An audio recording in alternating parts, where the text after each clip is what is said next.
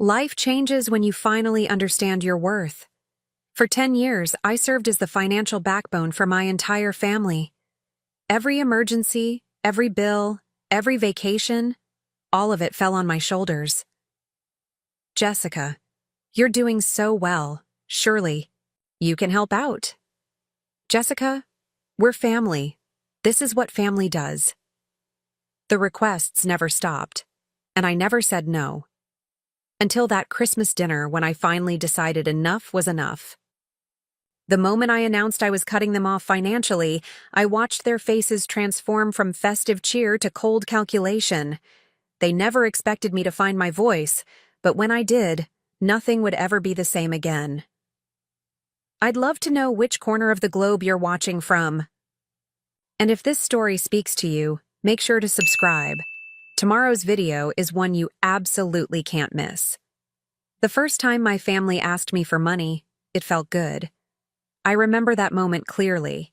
My sister Caroline called, her voice trembling.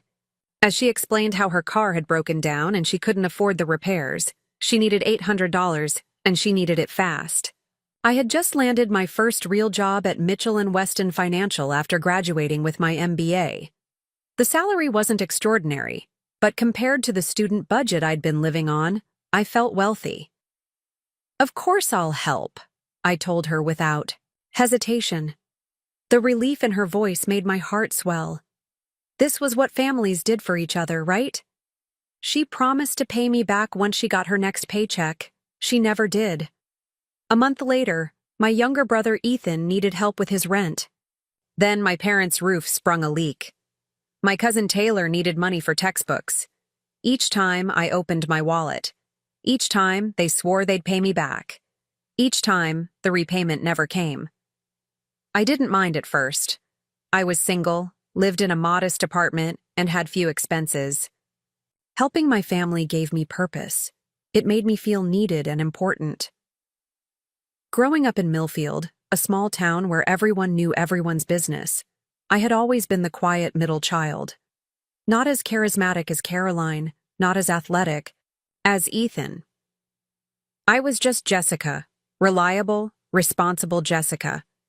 The one who got good grades, who never caused trouble, who blended into the background. But now, I was someone they turned to. Someone they valued. Over the next few years, my career took off. I moved from financial analysis to investment management, and my salary grew steadily. I bought a house in Oak Ridge, a nice suburb about 30 minutes from the city. It wasn't extravagant, but it was mine. 3 bedrooms, a small backyard, and a kitchen I never had time to use properly. As my income increased, so did my family's requests. "Jessica, Dad needs a new truck for his contracting business." "Jessica, Mom's arthritis is acting up and her insurance won't cover the specialist." "Jessica, Caroline's kids need braces." "Jessica, Ethan's starting a new business venture and needs seed money." I never kept track of how much I gave them. Looking back, that was my first mistake.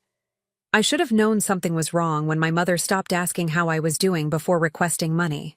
When my father would call, discuss the weather for exactly 2 minutes, then clear his throat in that particular way that signaled a financial request was coming.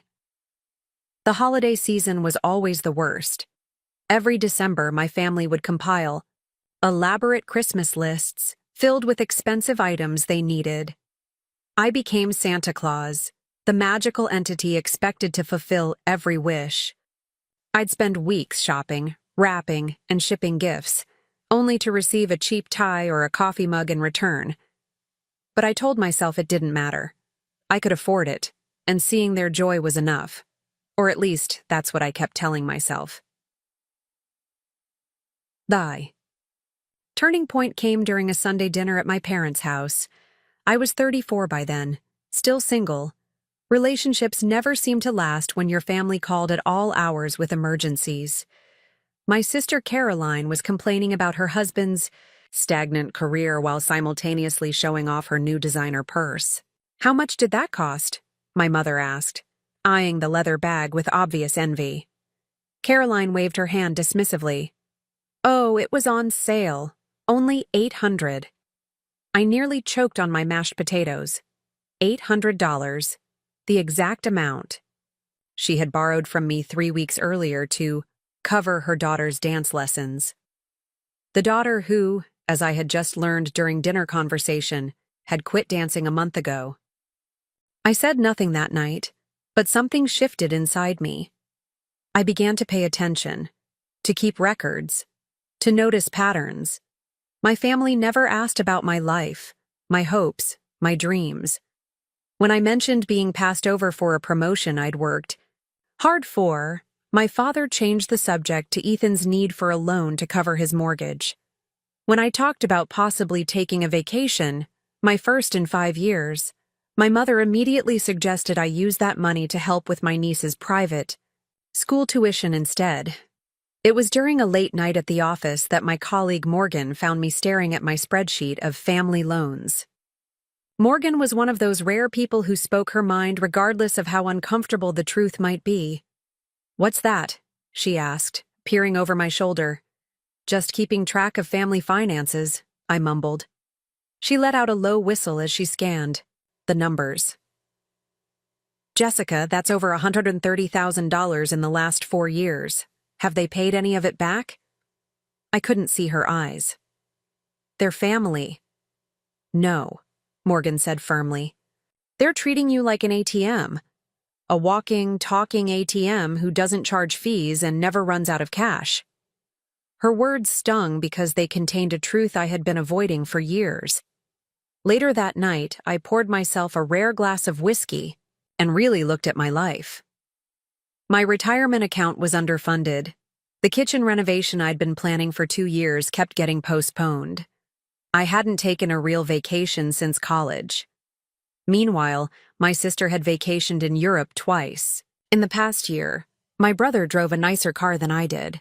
My parents' house had been completely remodeled while mine still had the original worn carpeting from when I bought it. I was living below my means so they could live above theirs. The holidays were approaching, and as usual, my inbox was filled with hints and outright requests. Caroline needed help with Christmas expenses. My parents' furnace was acting up again. Ethan wanted to buy his kids the latest gaming system. The list went on and on. For the first time, I didn't immediately say yes. I told them I'd have to check my finances, which led to uncomfortable silences and thinly veiled reminders of past assistance I'd provided. "Remember when you were in college and we helped with your books?" my mother said, conveniently forgetting that I'd worked 2 jobs to put myself through school while maintaining a scholarship. "Family helps family," my father added, his tone suggesting I was somehow failing a moral test by hesitating. I agreed eventually, as I always did. But this time, I made a decision. This would be the last Christmas I would serve as their personal bank. After the new year, things would change. I would change. But then came the Christmas party invitation. My parents were hosting, as they did, every year in their newly renovated home with its gleaming hardwood floors that I had paid for. The family would exchange gifts, eat my mother's famous roast beef, and inevitably, someone would pull me aside to discuss a temporary financial situation they needed help with. Only this year would be different. This year, I had my own announcement to make. A lot of love and effort went into bringing this story to life. If you're enjoying it, we'd be so grateful if you'd subscribe to our channel. Now, back to where we left off. As I hung up the phone, after confirming my attendance, I felt a mix of dread and determination. 10 years of being the family ATM was about to come to an end. I just needed to find the courage to stand my ground when I saw the disappointment, or worse, the anger, in their eyes. What I didn't expect was how liberating it would feel to finally say no, or how quickly their festive masks would drop when they realized their cash flow was about to be cut off. The week before Christmas, I found myself standing in Galleria Mall, staring blankly at a display of expensive watches. A salesperson approached, her smile bright and expectant. "Looking for a special gift?" she asked. I nodded absently. "For my brother." We have some excellent options in the $300 range, she suggested, guiding me toward a more modest display. No, I heard myself say. Show me the higher-end models. She brightened immediately, leading me to a glass case containing watches I knew. Cost thousands. As she described their features, Swiss movement, sapphire crystal, limited editions, I wasn't really listening. I was thinking about Ethan and the Rolex he'd been hinting at for months. This one is $4,850, she said, placing an elegant timepiece on a velvet pad. I stared at it, feeling a strange detachment. Last year, I wouldn't have hesitated. I would have pulled out my credit card, convinced that making my brother happy was worth any price. But today, something felt different. I'm sorry, I said finally. I need to think about it. The disappointment on her face mirrored what I knew would be on Ethan's when he didn't receive the watch. As I walked away, my phone buzzed with a text from Caroline. Don't forget Maddie and Emma want those designer boots this year, about $200 each. The girls are so excited about what Uncle Jessica is getting them. I stopped in the middle of the mall, shoppers streaming around me. My nieces were 12 and 14, $200 for boots they would outgrow in months. Boots their parents could afford if they managed their money better. Boots I was expected to provide because that was my role in the family. That evening, I sat at my kitchen table with a legal pad and calculator. For the first time, I tallied everything. Not just the loans and gifts, but also the vacations I had never taken, the house repairs I had postponed, the retirement savings I had neglected. I calculated what my financial situation would look like if I had invested that money instead of giving it away. The numbers were staggering. If I had invested just half of what I'd given my family over the past decade, I could have been well on my way to early retirement. I could have fully renovated my home. I could have traveled to all the places I'd dreamed of seeing. Instead, I had a folder of loan agreements with family members, agreements I had meticulously drafted using my financial background, complete, with payment schedules that had never been followed. Not once had anyone made a single payment, not even a token gesture. Morgan's words echoed in my mind. They're treating you like an ATM. She was right, but it was more than that. They were treating me like I didn't deserve the money I earned, like my dreams and goals were less important than theirs, like my only value to the family was what I could provide financially. I thought about last Christmas, when I had given Caroline and her husband an all-expenses-paid weekend getaway while they gave me a coffee mug with "World's Best Brother" printed on it. I remembered how Ethan had shown off his new golf clubs, purchased the same week he told me he couldn't repay the money I'd lent him for his car repairs. I recalled my parents' subtle guilt trips whenever I mentioned spending money on myself. Must be nice to have extra money for luxuries, my mother had said when I bought my first new couch. Some of us have to pinch every penny, my father added, conveniently forgetting the fishing boat I had helped him buy the month before.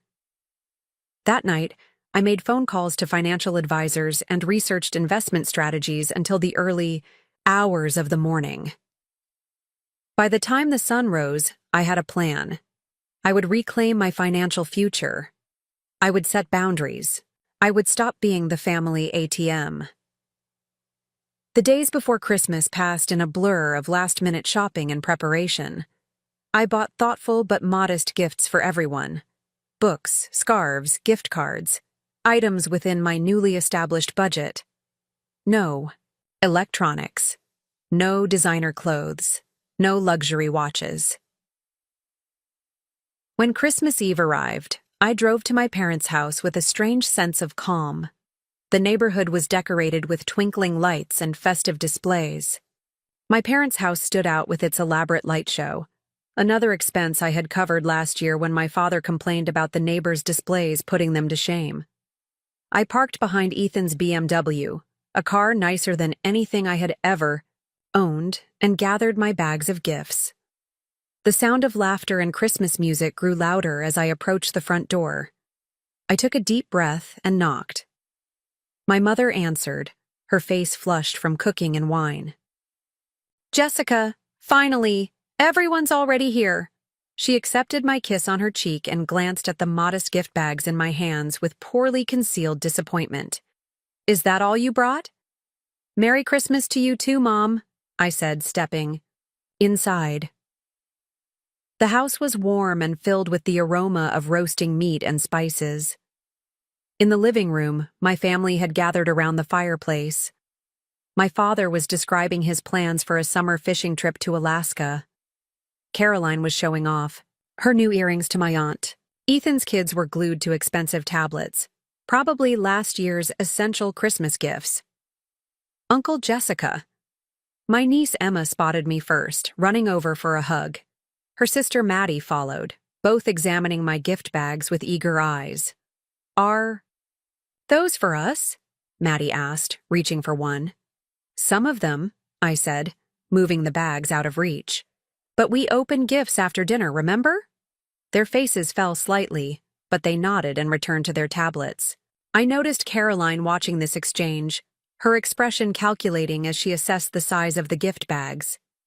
Dinner was a lavish affair. My mother had outdone herself with prime rib, roasted vegetables, homemade rolls, and 3 different desserts. The dining table groaned under the weight of the feast. As we ate, the conversation flowed around me. Updates on jobs, complaints about neighbors, gossip about relatives who weren't present. No one asked about my life. No one inquired about my work, my health, my happiness. When I mentioned a project I was proud of at the office, my father nodded absently before turning to ask Ethan about his business. "It's growing," Ethan said enthusiastically. "In fact, I'm looking at expanding to a second location next year." He glanced at me. "Might need some investor capital, though." The hint was about as subtle as a sledgehammer. I took a sip of wine and said nothing. As dinner wound down, my mother began organizing the gift exchange. This was always a carefully choreographed event, with my parents distributing gifts one at a time so everyone could ooh and ah over each present. My gifts to the family were always opened last, the grand finale of Christmas generosity. I watched as my relatives opened their presents from each other. Modest gifts, thoughtful gifts, nothing extravagant, nothing that would strain anyone's budget. Then came my turn to open what they had given me. From my parents. A sweater from a department store sale rack. From Caroline and her husband. A gift card for $25 to a coffee shop. From Ethan and his family. A desk calendar with motivational quotes. I thanked them all sincerely. The gifts were fine, appropriate even. The issue was never what they gave. It was the imbalance of what I was expected to give in return. "Now Jessica's gifts," my mother announced, her eyes bright with anticipation. One by one, I distributed my packages. My father opened his fishing lure set with a furrowed brow. My mother accepted her cookbook with a tight smile. Caroline unwrapped her scented candles with obvious confusion. Ethan stared at his leather keychain as if waiting for the real gift to appear. My nieces found charm bracelets instead of designer boots, and couldn't hide their disappointment. The room grew quiet, uncomfortable. The festive atmosphere evaporated as everyone exchanged glances. "Is this some kind of joke?" Caroline finally asked, her voice sharp. I met her gaze steadily. "What do you mean?" "These are nice, Jessica," my mother said diplomatically, though her tone suggested otherwise. "But did you have a problem this year? Financial difficulties?" "My finances are fine," I said calmly. "I just decided to be more budget-conscious this Christmas." "Budget-conscious?" Ethan repeated, as if the concept was foreign to him. "But you always what?" I asked, though I knew exactly what he meant. My father cleared his throat. "Son, if you're having money problems, you can tell us. We're family." The irony of his statement was not lost on me. I looked around at their faces, concerned, confused, but mostly disappointed. Not because they cared about my well-being, but because I had failed to meet their expectations. Because their cash cow had apparently run dry, something inside me snapped. "I'm not having money problems," I said, my voice steady. "I'm just tired of being treated like a walking ATM." The room fell silent. 5 pairs of eyes stared at me as if I'd suddenly started speaking a foreign language. My mother was the first to recover, her expression shifting from shock to practiced indignation. "Jessica Alexander Porter!" She used my full name, as if I were still a child who had misbehaved. "What a terrible thing to say on Christmas!" I set my wine glass down carefully. "Is it terrible to say it, or just terrible that it's true?" Caroline scoffed, tucking her hair behind her ear in that dismissive way she had perfected since adolescence. "You're being ridiculous. No one treats you like an ATM." "Really?" I reached into my jacket pocket and withdrew a small notebook. I'd prepared for this moment, knowing my family's talent for rewriting history. Last February, you needed $3,000 for Maddie's braces. In April, it was $1,200 for your car transmission. July, $5,000 for your kitchen renovation because you couldn't stand those old countertops another day. October, $2,500 for Emma's school. Trip to Washington, D.C. That's nearly $12,000 in 1 year, Caroline. Have you paid back any of it? Her face flushed. "You said those were gifts." "No," I corrected her, keeping my voice level. "I said I didn't need immediate repayment. You're the one who started calling them gifts after the 3rd time I mentioned a payment plan." My father shifted uncomfortably in his chair. "Son, this isn't an appropriate dinner conversation. When is it appropriate, Dad? When do you need a new fishing boat? When do you want to remodel the bathroom? When is it appropriate to discuss how I've basically funded this family's lifestyle for the past decade?" Ethan, who had been suspiciously quiet, finally spoke. "Look, Jessica, we all go through rough patches. You've been fortunate with your career. We've always assumed you were happy to help out." "Happy to help," I repeated slowly. "There's a difference between helping during genuine emergencies and being expected to finance everyone's wants. Do you know I haven't taken a real vacation in 7 years? That I'm still driving a 10-year-old car while subsidizing your BMW payments?" "So this is about jealousy?" Caroline interjected, her tone sharp. "You give us money and then resent us. For using it?" I shook my head, frustrated by her deliberate misunderstanding. "This is about respect. About recognizing that my money represents my time, my effort, my life, and none of you seem to value that at all." My mother dabbed at her eyes, the tears appearing on cue. "I can't believe you're doing this on Christmas, after everything we've done for you." The emotional manipulation was so predictable it almost made me laugh.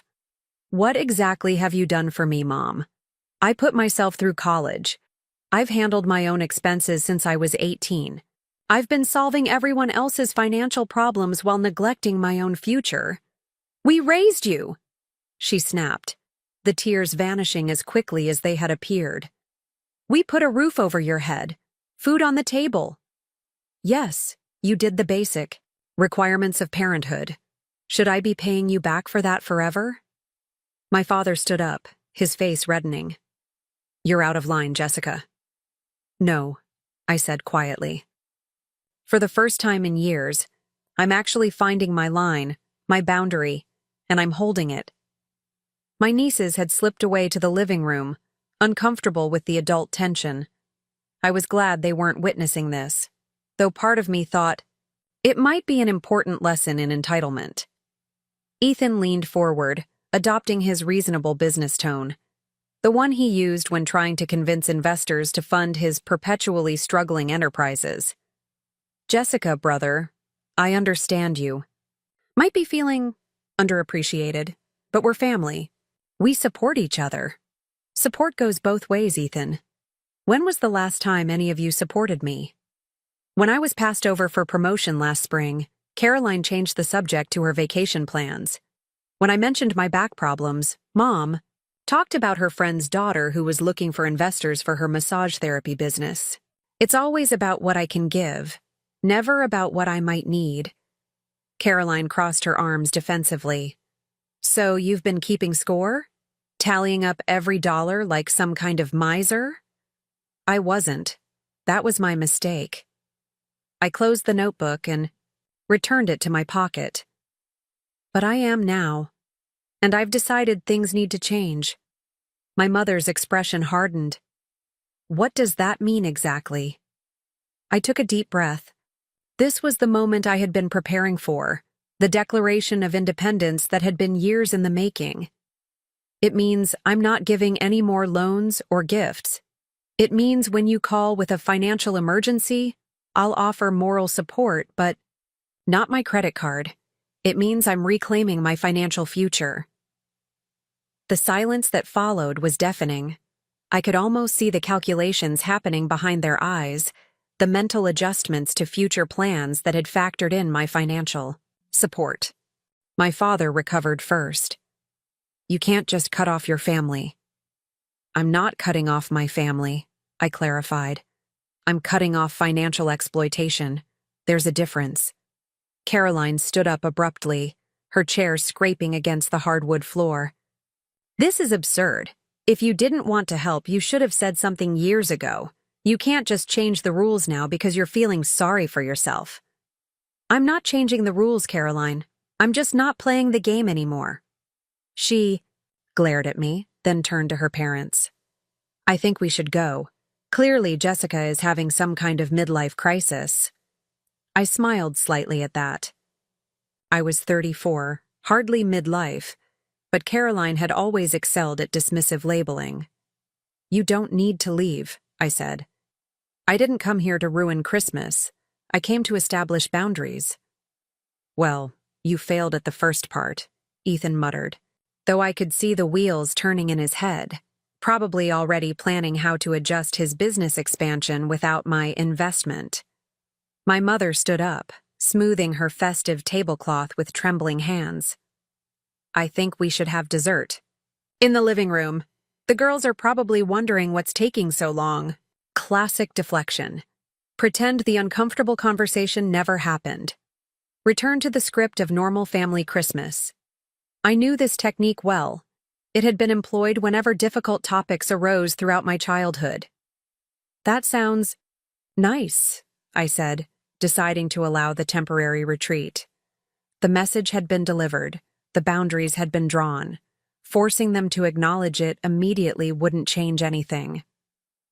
We moved to the living room where my nieces were playing. With their new tablets, as my mother distributed slices of pecan pie, the atmosphere remained strained. Conversations were stilted, limited to safe topics like weather and upcoming community events. I observed my family with new eyes. Caroline kept checking her designer watch, the one she needed for work appearances that I had financed last spring. Ethan scrolled through his phone, probably already reaching out to other potential investors. My father stared into the fireplace, his expression troubled, perhaps calculating how to afford the boat maintenance without my assistance. As the evening wore on, I noticed the subtle shift in their behavior toward me. The warmth had evaporated, replaced by a cool civility. No one asked about my plans for the new year. No one sought my opinion on anything. I had transformed from valued provider to unwelcome truth-teller in the span of a single conversation. Around 9, Caroline announced it was time for them to leave. The girls hugged me dutifully, but their enthusiasm had dimmed, no doubt influenced by the tension radiating from their mother. "Merry Christmas, Uncle Jessica," Emma said, her young face serious. "Thank you for the bracelet." "You're welcome, sweetheart," I replied, touched by her genuine gratitude. Perhaps there was hope for the next generation. As they gathered their coats and gifts, I helped my mother clear dessert plates from the coffee table. "I hope you're satisfied," she whispered harshly when we were alone in the kitchen. "You've ruined everyone's holiday." I placed the dishes in the sink carefully. "That wasn't my intention." "Then what was your intention? To humiliate us? To make Us feel like beggars? I turned to face her, suddenly weary of the emotional gymnastics. My intention was to stop being taken advantage of, to make you all realize that I'm a person with my own needs and goals, not just a convenient source of cash. She shook her head, unable or unwilling to understand. I raised you better than this. Family takes care of family. Yes, I agreed. Family does take care of family. All I'm asking is that it goes both ways. She turned away, effectively, ending the conversation. When I returned to the living room, Ethan and my father were speaking in hushed tones by the door. They fell silent when they saw me, their expressions guarded. I should head out too, I said, reaching for my coat. Thank you for dinner. My father nodded stiffly. Drive safe. No hug, no Merry Christmas. Just a perfunctory dismissal, as I stepped out into the cold December night, snowflakes beginning to swirl in the glow of street lamps. I felt a curious mixture of grief and liberation. For years, I had measured my worth in this family by what I could provide. I had confused financial support with love, generosity with self-sacrifice. The drive home was quiet, Christmas carols playing softly on the radio. I wondered if this was the last family Christmas I would attend. I wondered if they would eventually understand my position or if I would forever be cast as the villain in the family narrative, the selfish son who stopped giving. Back in my own house, I kicked off my shoes and settled onto the couch I had postponed replacing for 4 years while funding my sister's kitchen renovation. The silence was peaceful rather than lonely. On my coffee table sat brochures for a 2-week photography tour of New Zealand, the vacation I had promised myself once I reclaimed my finances. For the first time in years, I felt truly free. The burden of endless financial obligation had been lifted. Whatever happened next with my family, I knew I had made the right decision. I was no longer a walking ATM. I was Jessica Porter, reclaiming my life one boundary at a time. The week between Christmas and New Year's passed in an eerie silence. No calls from family members with sudden financial emergencies, no texts asking if I could help out with post-holiday bills. The absence of these familiar intrusions was both refreshing and unsettling, like the sudden silence when a persistent noise you've grown accustomed to finally stops. I spent those quiet days reorganizing my life. I met with a financial advisor named Renee, a no-nonsense woman with steel-framed glasses who didn't mince words. "You've been hemorrhaging money," she said, reviewing the spreadsheets I'd created. "Let's stop the bleeding and start the healing." We developed a comprehensive plan: debt reduction, retirement contributions, emergency fund, and even a modest pleasure fund for travel and hobbies I'd been postponing. For the first time, I was planning my financial future without factoring in my family's constant demands. Most people who come to me after supporting family members have a hard time breaking the habit, Renee observed as we finalized the plan. It's an emotional issue, not just financial. I'm prepared for the guilt trips, I assured her. She smiled knowingly. It's not just their guilt you need to worry about. It's your own. The first time you say no to a genuinely difficult situation, you'll question everything. Her words proved prophetic sooner than I expected. 3 days after New Year's, my phone lit up with Caroline's name. I hesitated before answering, my heart racing unexpectedly. "Hello?" I kept my voice neutral. "Jessica." Her tone was clipped. "We need to talk about Emma, my niece." Immediately, concern overrode my caution. "Is she okay?" "She needs braces. The orthodontist says it's urgent. Her teeth are severely crowded and it's causing jaw problems." Caroline's voice softened slightly. "The insurance will only cover part of it. We're looking at $4,000 out of pocket."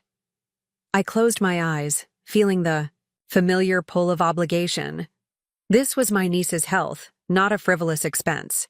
This was exactly the type of situation Renee had warned me about. "I'm sorry to hear that," I said carefully. That must be stressful. So you'll help? The hope in her voice was palpable. I took a deep breath. Caroline, I meant what I said at Christmas. I'm not in a position to provide financial assistance anymore. This is different. Her voice rose sharply. This is Emma's health. Are you really going to let your niece suffer because you're having some kind of financial tantrum? The old guilt rose inside me, thick and suffocating. Was I being selfish? Was I putting my financial principles above my niece's well-being? There are payment plans, I suggested. The orthodontist's office can usually work something out. We can't afford monthly payments right now, she snapped. Not with the kitchen remodel and the trip we have planned for spring break. And there it was. The kitchen remodel, which I had already partially funded, and a vacation were taking priority over budgeting for her daughter's medical needs. This wasn't about Emma at all. This was about Caroline maintaining her lifestyle while outsourcing parental responsibilities to me. I think you need to reconsider your priorities, I said, my resolve strengthening. Emma's braces should come before granite countertops and spring break trips. The silence on the other end was glacial. When Caroline finally spoke, her voice was cold with fury. I always knew you were selfish underneath that generous act. Do you know what Mom said after you left Christmas dinner? She said you were just like Uncle Robert. Remember him? The family miser who died alone with all his precious money. The comparison stung more than I wanted to admit. Uncle Robert had been the black sheep of the family, estranged for decades after refusing to bail out my grandfather's failing business. In family lore, he was portrayed as a heartless hoarder who valued money above relationships. I had never met him, but his name was invoked whenever someone was perceived as insufficiently generous. I'm not Uncle Robert, I said firmly. I'm just someone who's finally setting healthy boundaries. Caroline laughed, a brittle sound devoid of humor. Keep telling yourself that. Meanwhile, your niece will suffer because you're too cheap to help. Your family. She hung up before I could respond. I sat with my phone in my hand, doubt seeping in despite my best efforts. Was I making a terrible mistake? Was I damaging my relationship with my nieces over money? I called Renee, needing a reality check from someone outside the situation. Children's medical expenses are emotional triggers, she acknowledged after I explained the situation. But ask yourself this.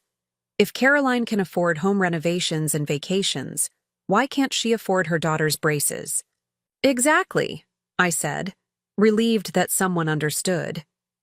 It's about priorities. It's also about teaching your family that you're serious about these boundaries, Renee continued. The first request after setting a boundary is often a test. If you cave now, they'll learn that all they need is the right emotional leverage. After our call, I sent Caroline a text. I care deeply about Emma's health. If you need help researching payment options or finding orthodontists with sliding scale fees, I'm happy to do that. But I can't provide the money. She never responded. The next challenge came from Ethan. Unlike Caroline's emotional appeal, his approach was businesslike. He invited me to lunch at an upscale restaurant, the kind where the menu doesn't list prices and the wine list is longer than most novellas. I'm glad we can talk away from the family drama, he said, after ordering a $200 bottle of wine without consulting me. Christmas got out of hand. I nodded cautiously.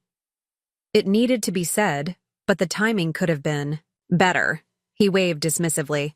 Water under the bridge. Listen, I've been meaning to talk to you about an incredible opportunity.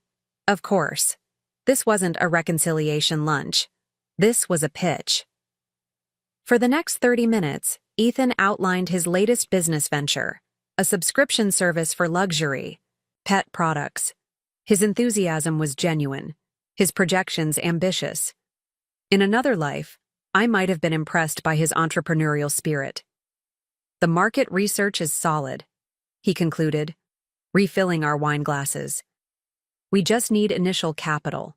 To get production running, I'm looking for investors for this ground floor opportunity. I took a sip of the overpriced wine. How much are you looking for? 50,000 should do it. He said it casually, as if asking to borrow a pen. Of course, you'd be a true investor this time, not just providing a loan, 10% equity. We're projecting 7-figure revenue by year 3. I studied my brother's face, the easy confidence, the practiced sincerity. How many times have I heard variations of this pitch? The hemp clothing line that would revolutionize sustainable fashion. The food truck concept that would become a national chain. The app that would be the next Instagram. All funded primarily by me, all fizzling out within months. I'm not interested, Ethan. His smile faltered slightly. You haven't even seen the full business plan. This one's different. They're all different, I said gently. And they all end the same way. His expression hardened. Is this still about Christmas? I thought we were past that. This isn't about Christmas. It's about patterns. I've invested in your ventures before. They never succeed, and you never acknowledge why. Business involves risk, he countered. Not everything succeeds immediately. True, but at some point you need to evaluate why none of your ventures gain traction. You start strong, lose interest when challenges arise, then move to the next. Exciting idea. Ethan's face flushed. So you're not just withholding money. You're criticizing my business acumen now? I'm being honest, which is something our family rarely does when it comes to money. He leaned back, crossing his arms. You know what? Keep your money. I have other investors lined up who actually believe in me. I nodded. I hope it works out. I really do. When the check came, Ethan made a show of reaching for it, then patted his pockets with an exaggerated frown. Damn, forgot my wallet. Mind getting this one? I'll get the next one. The move was so transparent, so petty, I almost laughed. Instead, I paid the bill. Nearly $400 for a lunch I hadn't particularly enjoyed, and considered it the final investment in a relationship that had been transactional for far too long.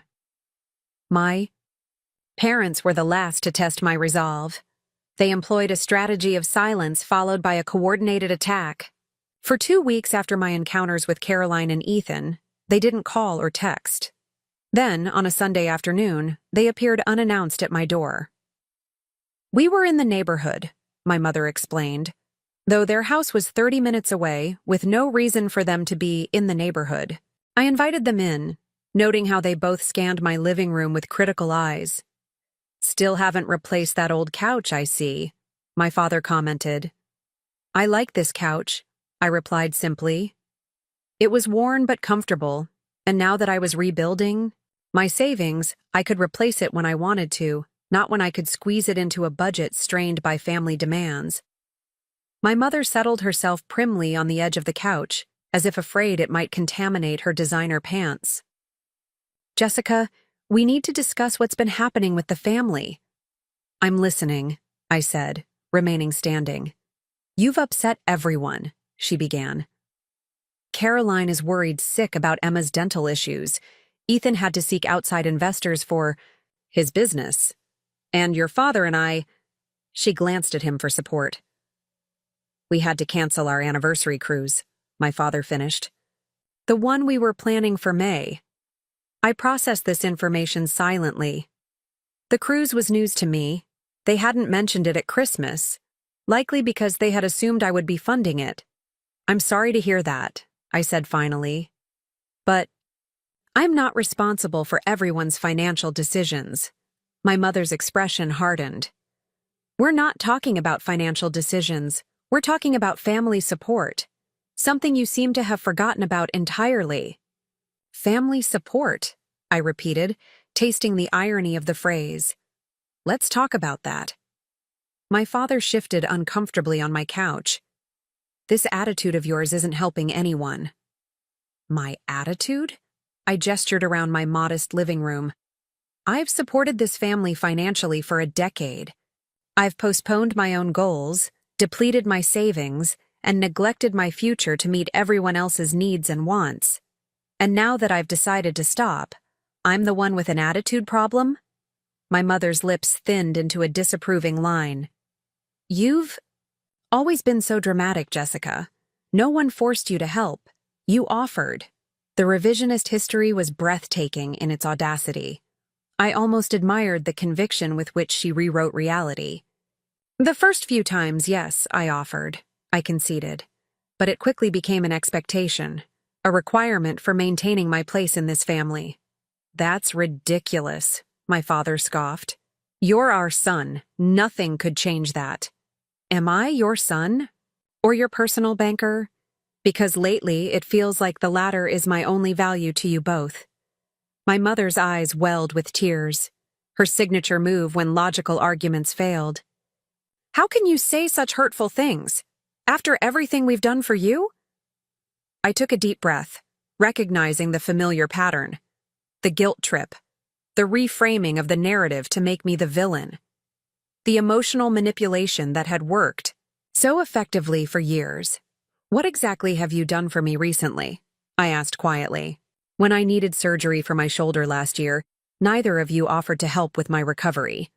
When I mentioned wanting to take classes for professional development, you suggested I use that money to help Ethan instead.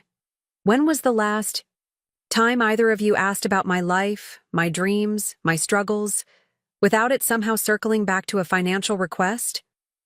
They exchanged uncomfortable glances. My father cleared his throat. We didn't realize you were keeping score, he said, his tone making it clear that my observations were petty in his view. I wasn't keeping score, I countered. I was giving freely, without expectation of return. But there's a difference between generosity and exploitation. When giving becomes one-sided and expected, it's no longer generosity. It's being used. My mother dabbed at her eyes with a monogrammed handkerchief. So, now we're exploiting you? Your own parents? Mom, I said gently, when was the last time you invited me over without asking for money? She opened her mouth to respond, then closed it again. The silence was telling. I don't think either of you are bad people, I continued, softening my tone. I think we've all fallen into unhealthy patterns. You've come to see me as a resource rather than a person with my own needs, and I've enabled that by never setting boundaries. My father's expression hardened. This isn't about patterns or boundaries. This is about you suddenly deciding your family isn't worth helping anymore.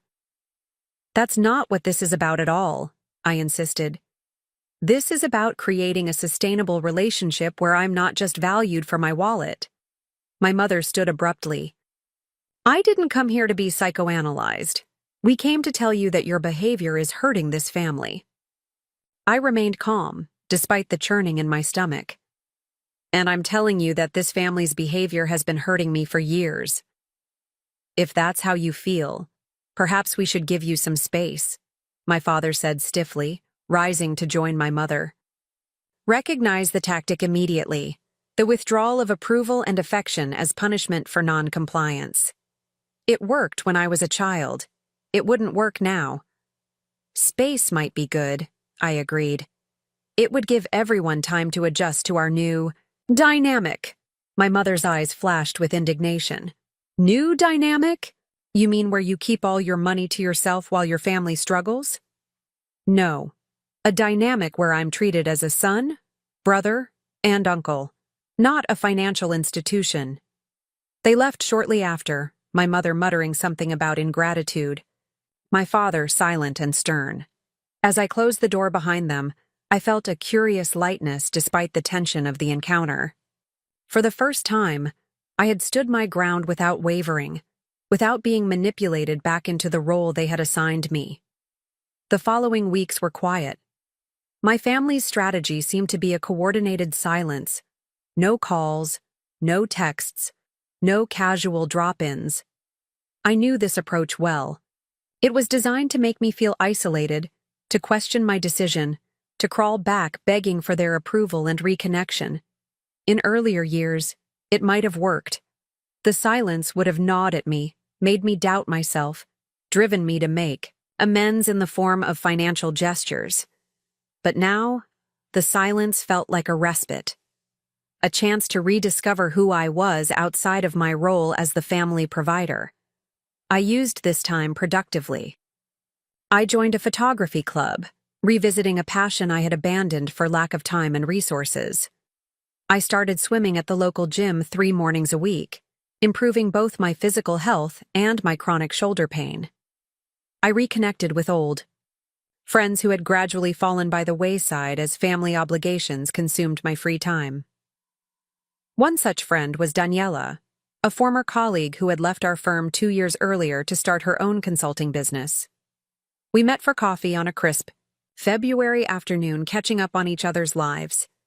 "You seem different," she observed, studying me over her cappuccino. "More relaxed," I smiled. "I am. I made some significant changes recently." "The mysterious financial boundaries you mentioned in your text?" I nodded, then found myself sharing the whole story. The years of financial support, the Christmas confrontation, the aftermath. Daniela listened without interruption, her expression thoughtful. "That took courage," she said when I finished. "Family systems don't change easily. They fight to maintain the status quo, especially when that status quo benefits everyone but you." "Family systems?" I asked.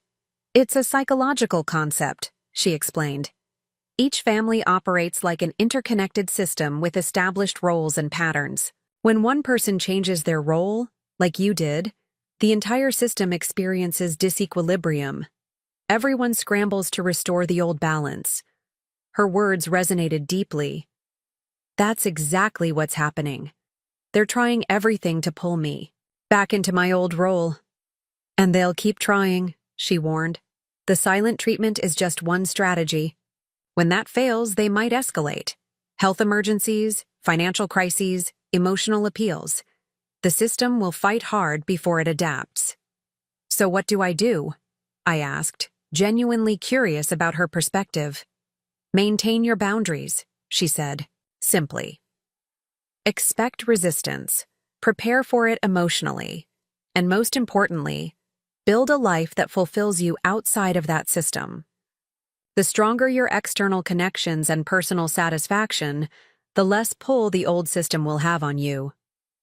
That conversation with Daniela proved prophetic. The family silence lasted exactly 3 weeks before the escalation began. It started with a late-night call from Ethan.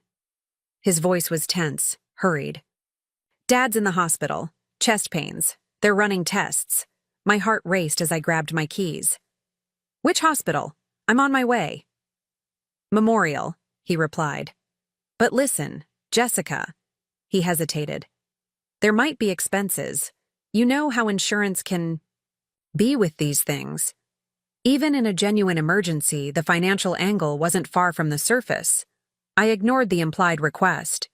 "I'll be there in 20 minutes. At the hospital, I found my mother in the waiting room, her makeup impeccable despite the late hour and supposed emergency. Ethan paced nearby, checking his phone. Caroline hadn't arrived yet. "How is he?" I asked, genuinely concerned. My mother sighed dramatically. "The doctors say it might be angina. They're doing more tests." I nodded, taking the seat beside her. "Has he had symptoms before?" "Your father doesn't like to worry people," she replied vaguely. "But yes, he's been having episodes. The stress of everything lately hasn't helped." The implication was clear. My boundary setting had contributed to my father's condition. I felt the familiar weight of guilt pressing down, but remembered Daniela's warning. This was exactly the type of emotional leverage she had predicted. "I'm sorry to hear that," I said carefully. "Stress affects everyone differently." My mother turned to face me directly. "The medical bills could be substantial. Your father's retirement plan doesn't cover everything." There it was, not even pretending anymore. "I'm sure the hospital has financial counselors who can help navigate insurance and payment options," I replied, maintaining eye contact. "I'd be happy to help research those resources." Her expression hardened momentarily before she composed herself. "That's not the kind of help we need right now, Jessica." "It's the kind of help I can offer," I said gently, but firmly. "The doctors Arrival interrupted what was shaping up to be another confrontation. As it turned out, my father's emergency was indigestion combined with anxiety. They were releasing him with instructions to follow up with his primary care physician and consider stress management techniques. When my father emerged from the examination room, he looked embarrassed rather than ill. "False alarm," he muttered. "Damn hospital probably charged a fortune to tell me to take an antacid." I drove them home, the car ride mostly silent except for my mother's occasional pointed sighs. As I pulled into their driveway, my father turned to me. "Thanks for coming, son, even with everything that's been going on." It was the closest thing to genuine appreciation I'd heard from him in months. I nodded, unexpectedly moved. "You're my dad. Of course I came." For a brief moment, I glimpsed what our relationship could be, one based on actual connection rather than financial obligation. But the moment passed quickly when my mother spoke. "If you really want to help, those medical bills will be arriving soon." I looked at her, suddenly tired of the manipulations. "Good night, Mom. I'm glad Dad's okay." As I drove home in the early morning darkness, I realized something important. My family's tactics, the guilt, the emergencies, the emotional leverage, were losing their power over me. I could recognize them for what they were without being pulled back into old patterns. The system was fighting to maintain its balance, just as Daniela had predicted. But for the first time, I wasn't yielding. I wasn't the same person they had successfully manipulated for years. I was changing, evolving, becoming someone who could love his family without being exploited by them. And if they couldn't accept that new person, that was their loss, not mine. March arrived with unexpected warmth, both in weather and in my personal life. As my family's attempts to breach my financial boundaries continued, something surprising happened. I discovered allies in places I least expected. The first came in the form of my 12-year-old niece, Emma. She appeared at my door one Saturday afternoon, her bicycle propped against my mailbox. "Uncle Jessica," she exclaimed when I opened the door. "I rode all the way here by myself." I glanced down the street, half expecting to see Caroline's SUV lurking nearby. "Does your mom know where you are?" Emma shrugged, her expression impressively nonchalant for a preteen. "I told her I was going to Lily's house, but I wanted to see you. You haven't been at family dinners." I hesitated, unsure of the appropriate response. My issues with the adults in the family shouldn't affect my relationship with my nieces. "Do you want to come in? I was just making lunch." She bounded inside, dropping her backpack by the door with the careless confidence of youth. In the kitchen, I assembled turkey sandwiches while Emma explored my living room, examining the new photography books on my coffee table. "These pictures are cool," she called out. "Did you take any of them?" "Not yet," I replied, bringing the plates to the living room. "But I'm learning. I joined a photography club." Emma settled onto the couch, accepting her sandwich with a polite "thank you" that reminded me Caroline had done something right in raising her. "Mom says you're mad at everyone," she said suddenly, with the directness only children can get away with. I sat beside her, considering my words carefully. "I'm not mad, exactly. We've had some disagreements about adult stuff. About money," she clarified around a mouthful of sandwich. "Mom says you don't want to help the family anymore because you're being selfish." The characterization stung, but I wasn't surprised. "Do you think I'm selfish, Emma?" She thought about it, her young face serious. "Not really. You gave me this cool bracelet for Christmas." She extended her wrist, showing me she was still wearing the charm bracelet I'd given her. "And you always remember what books I like when you get me birthday presents." My heart warmed at the realization that she valued these small, thoughtful gestures more than extravagant gifts. "Can I tell you something about adult relationships?" I asked. She nodded, curious. "Sometimes people get into patterns that aren't healthy. Like if one person always gives and another person always takes, That can make both people unhappy in the long run. Emma considered this. Like when Mom makes me always share with Maddie but never makes Maddie share with me? I smiled at her astute comparison. Something like that. I decided I needed to change some patterns in our family because they weren't making me happy. Is that why you wouldn't pay for my braces? The question caught me off guard. Your mom told you about that? Emma nodded. She was really mad. She said I might have to get the ugly metal ones instead of the clear ones because you wouldn't help. I set my sandwich down, suddenly not hungry. Emma, your dental health is important. The type of braces you get should be based on what works best for your teeth, not what looks prettiest. That's what Dad said too, she replied, surprising me again. He said Mom was being dramatic and that lots of kids have regular braces. She leaned closer, her voice dropping to a conspiratorial whisper. I think they're fighting about money a lot. I hear them at night. I felt a twinge of guilt. Had my boundary setting created tension in their marriage? But then I reminded myself that their financial issues predated my decision. If anything, I had been enabling their financial irresponsibility for years. Adults sometimes disagree about money, I said carefully. It doesn't mean they don't love each other or you. Emma nodded sagely. I know, but Mom keeps saying things would be easier if you weren't being so mean. But you don't seem mean to me. I wrapped an arm around her narrow shoulders. Thanks, kiddo. That means a lot. After lunch, I showed Emma some basic photography techniques with my camera, then rode my bike alongside hers to make sure she got home safely. As we approached their house, she turned to me with unexpected seriousness. You should come to my school play next month. I'm playing the lead tree in our forest conservation musical. I grinned at the earnestness of her invitation. A lead tree, huh? Sounds important. Super important, she confirmed. The whole forest depends on me. Then I wouldn't miss it, I promised, watching her pedal up her driveway.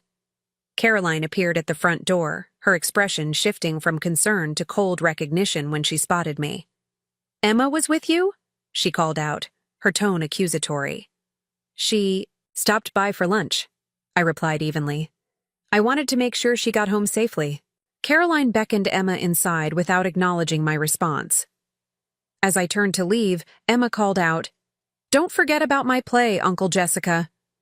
I waved, aware of Caroline's questioning look.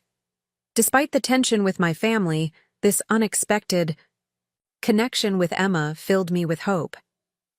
Perhaps the next generation could have healthier relationships than we had managed. My second unexpected ally emerged the following week during a routine visit to my local coffee shop.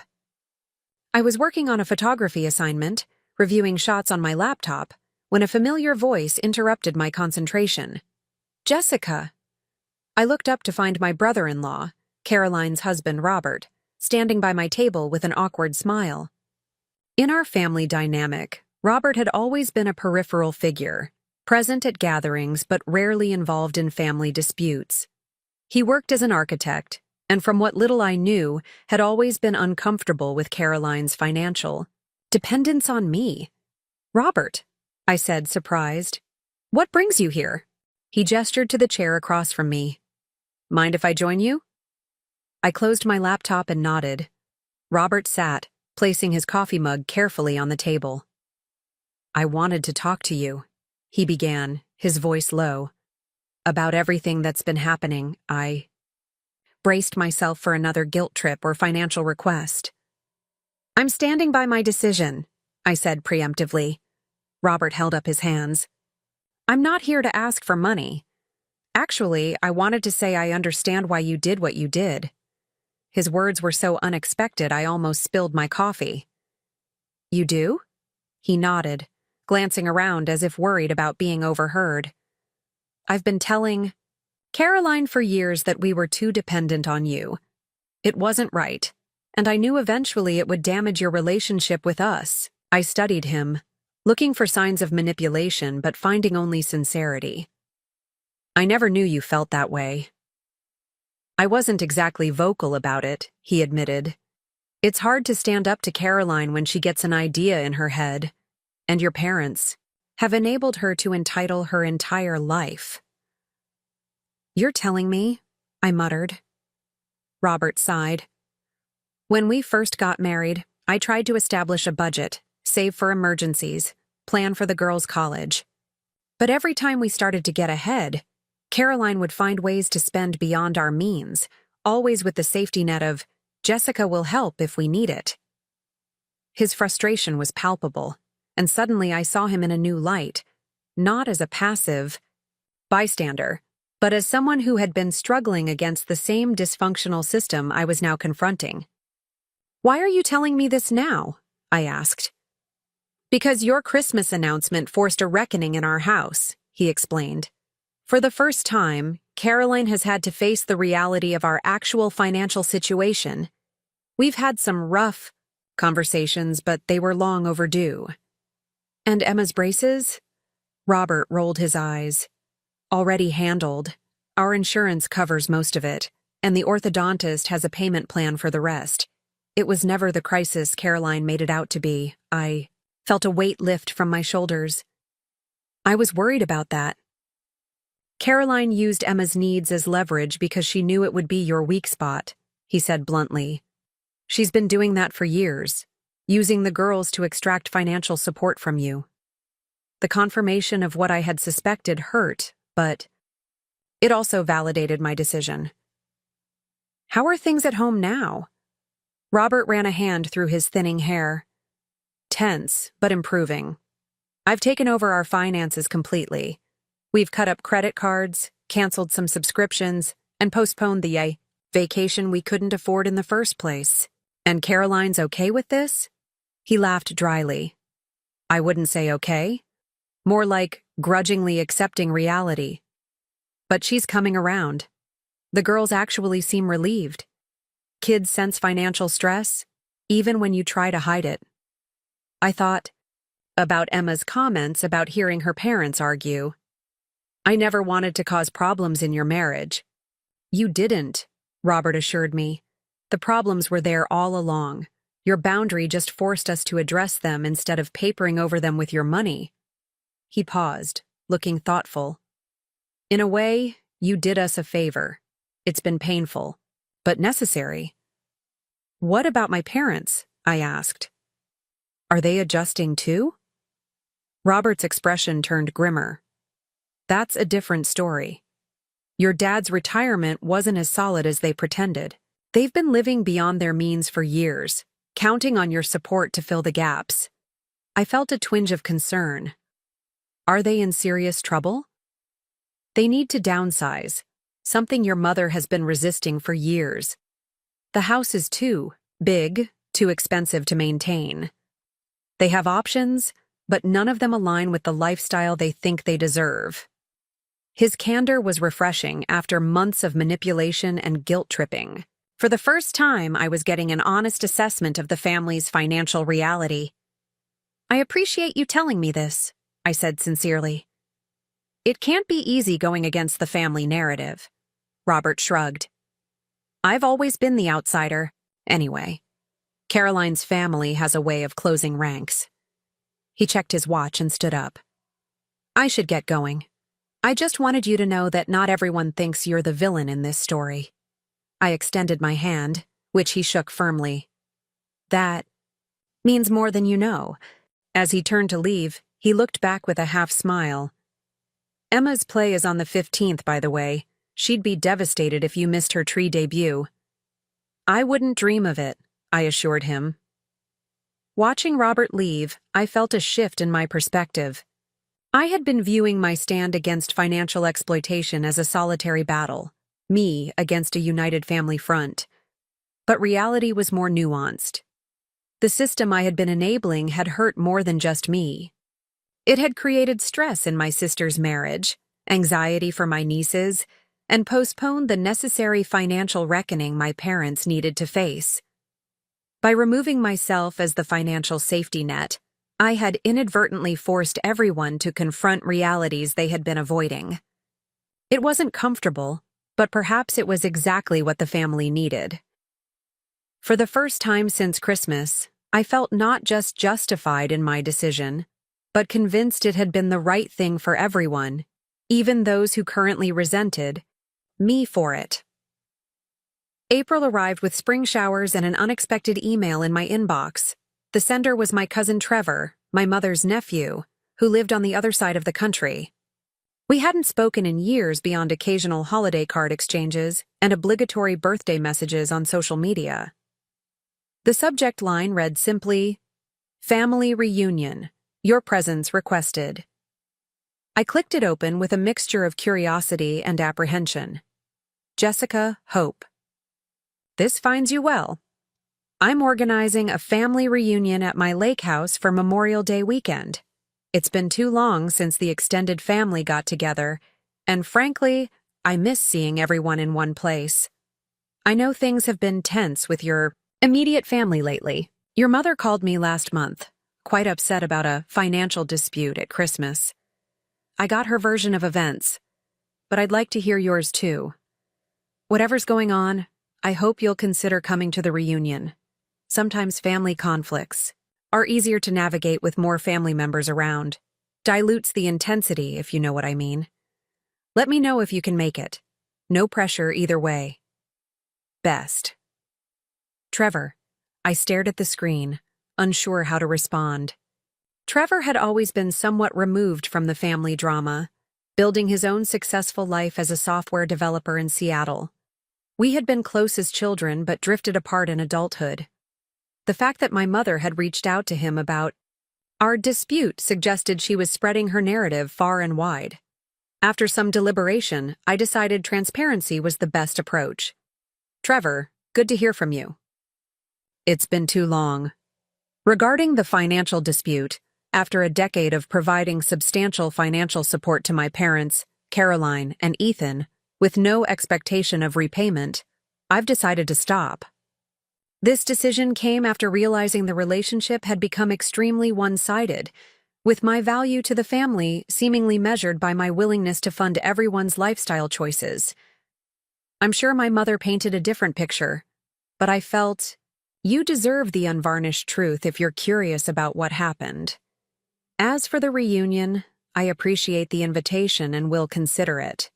When do you need a definitive answer? Best, Jessica. His response came the next day, surprisingly supportive. Jessica, thanks for the straightforward explanation. I had a feeling there was more to the story than Aunt Deborah let on. Between us, she's always had a flair for the dramatic, and a selective memory when it comes to family matters. For what it's worth, I think setting financial boundaries is healthy. I did something similar with my brother a few years back, though on a smaller scale. It was rough at first, but eventually improved our relationship. No rush on the reunion RSVP. I'm just getting a head count for planning purposes. Think about it and let me know by the end of the month. Take care, Trevor P.S. If you do come, you'll have at least one ally in the family circle. That final line gave me pause. An ally. The concept seemed foreign after months of feeling like a pariah in my own family. First Emma, then Robert, and now Trevor.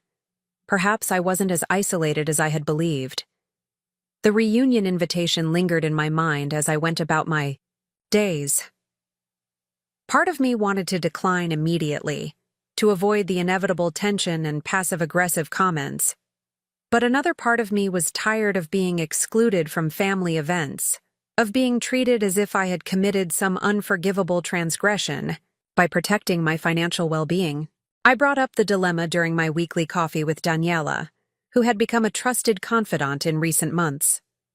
A family reunion sounds like a potential minefield, she observed, stirring her latte thoughtfully. But also an opportunity. An opportunity for what? More guilt trips and manipulation? I asked skeptically. An opportunity to demonstrate that your boundaries are firm, but you're not cutting off the relationship, she explained. Showing up says you still value family connections, just not financial exploitation. I considered her perspective. I'm not sure everyone will see the distinction. They won't at first, she agreed. But over time, As you consistently maintain the boundary between loving your family and funding them, the message will become clearer. Or, they'll just corner me and make demands in person, where it's harder to say no. Daniela smiled. That's why you practice your responses in advance. I'm not discussing financial matters at a family gathering. I'm here to reconnect, not to talk about money. Let's focus on enjoying our time together. You make it sound so simple, I muttered. Simple doesn't mean easy, she replied. But consider this. Avoiding family events gives them more power over you and validates their narrative that you're the problem. Showing up changes the dynamic. Her words resonated with me. I had been allowing my family's reaction to my boundary setting to dictate my behavior, essentially giving them control over my choices. Perhaps it was time to reclaim that control. The next day, I emailed Trevor accepting his invitation. Whatever happened at the reunion, I would face it on my terms. In the weeks leading up to Memorial Day weekend, I focused on strengthening myself both emotionally and physically. I continued my morning swims, finding the rhythmic movement through water, meditative, and calming. I read books on family systems and boundary setting, preparing myself with knowledge and strategies. I practiced responses to potential provocations, determined not to be blindsided by emotional manipulation. I also went shopping for a new wardrobe, nothing extravagant, but professional, well-fitting clothes that reflected the person I was becoming. My old wardrobe had been functional but neglected, another area where I had prioritized others' needs over my own basic requirements. The simple act of buying new clothes that made me feel confident was surprisingly empowering. The reunion was scheduled for Friday through Monday of Memorial Day weekend. Trevor's lake house was about a 4-hour drive from my home, situated in a picturesque area known for outdoor activities and stunning views. I decided to drive up Saturday morning and leave Sunday afternoon, limiting my exposure while still making an appearance. As the date approached, I received a text from Emma. "Are you coming to the lake house? Mom said you probably wouldn't." I smiled at her directness. "Yes, I'll be there Saturday and Sunday." "Yay," she replied immediately, followed by a string of tree emojis, a reference to her recent theatrical debut, which I had attended despite the palpable tension with Caroline. The morning of the drive, I packed lightly, casual clothes for lake activities, a bottle of wine as a host gift, and a small photo album I had assembled of old family pictures I'd found while reorganizing my home office.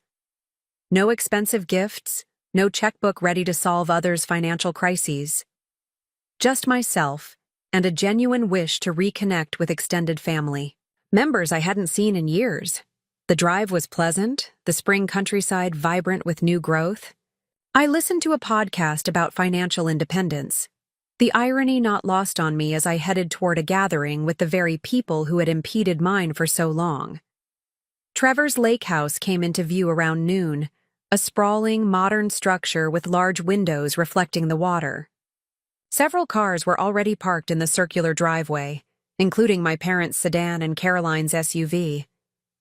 My stomach tightened at the sight, but I took a deep breath and reminded myself of my purpose: to maintain my boundaries while still participating in family life.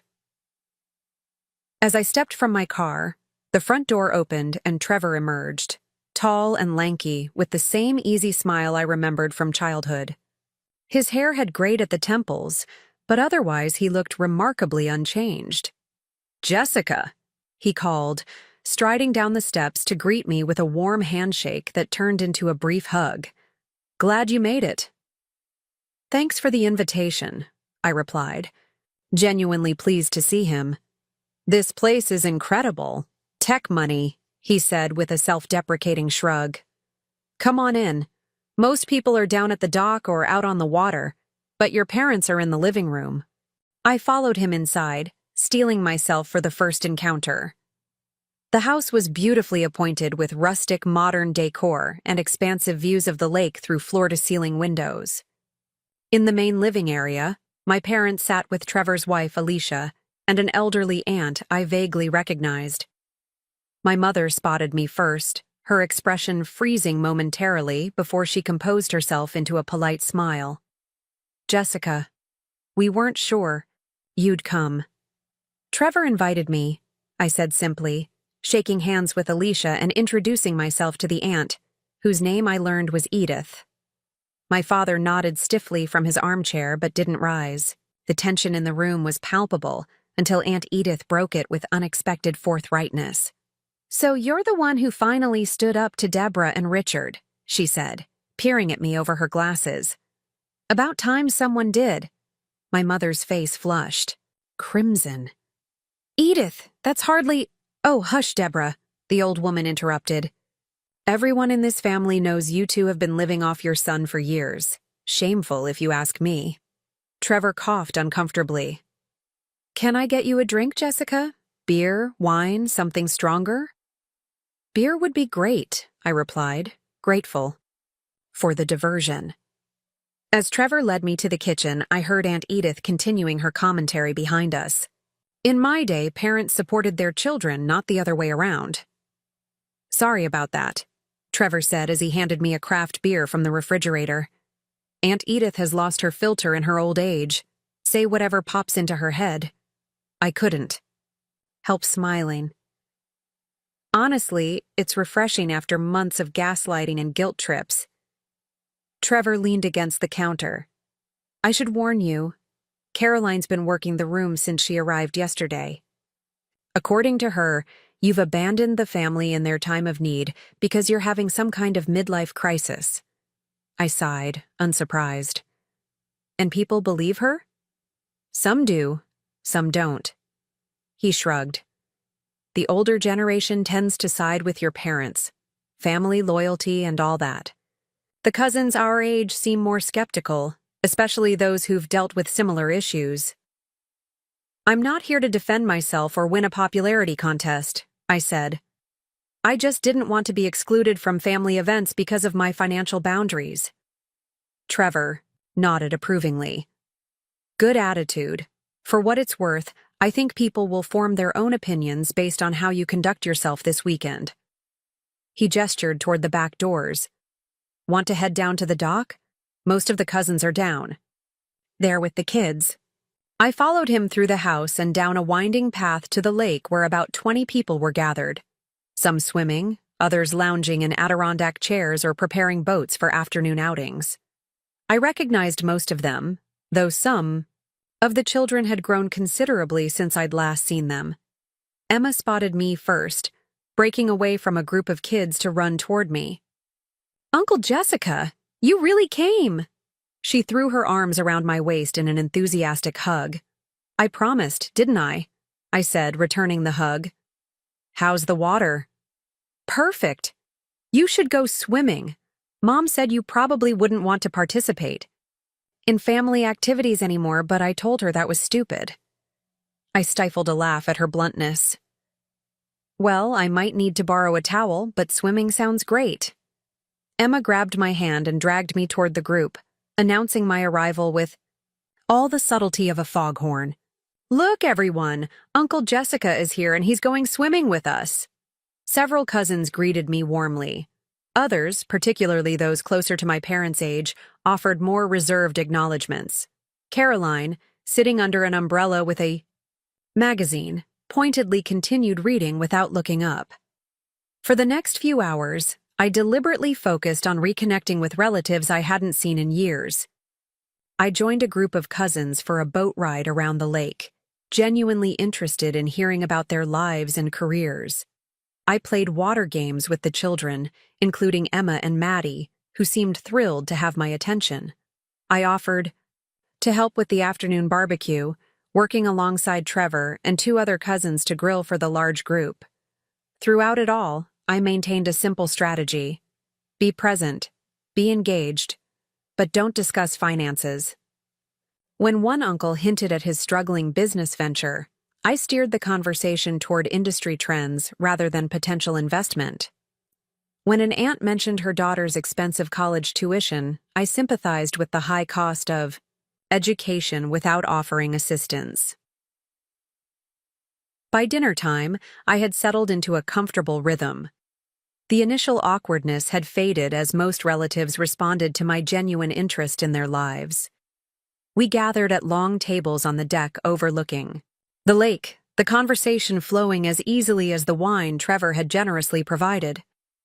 I found myself seated between Trevor and a cousin from the West Coast, with Emma insisting on taking the chair directly across from me. The distance from my immediate family, who had clustered at the far end of the table, allowed me to relax and enjoy the meal. As twilight descended and lanterns illuminated the deck, I realized something unexpected. I was actually enjoying myself. For the first time in years, I was participating in a family gathering without the weight of financial expectation pressing down on me. I was just Jessica, cousin, uncle, nephew, not Jessica the walking ATM. As evening settled over the lake, the younger children were ushered to bed while the adults gathered around a fire pit on the beach. The orange flames cast flickering shadows across familiar faces, the crackling wood and gentle lapping of waves creating a peaceful backdrop for conversation. I sat between Trevor and his wife Alicia, nursing a glass of whiskey and enjoying the rare sense of belonging. The conversation flowed easily, reminiscences about childhood summers, updates on careers and children, gentle teasing about past family misadventures. For a while, it seemed possible to exist in this family circle without tension or ulterior motives. Then my father cleared his throat from across the fire. "Jessica, your mother and I were discussing our anniversary trip earlier." The casual atmosphere immediately tensed. Several relatives who knew about our situation exchanged glances. Trevor shifted slightly beside me, a subtle gesture of support. "That's nice," I replied neutrally, taking a sip of my whiskey. "What are you planning?" My mother leaned forward, the firelight accentuating the lines around her mouth.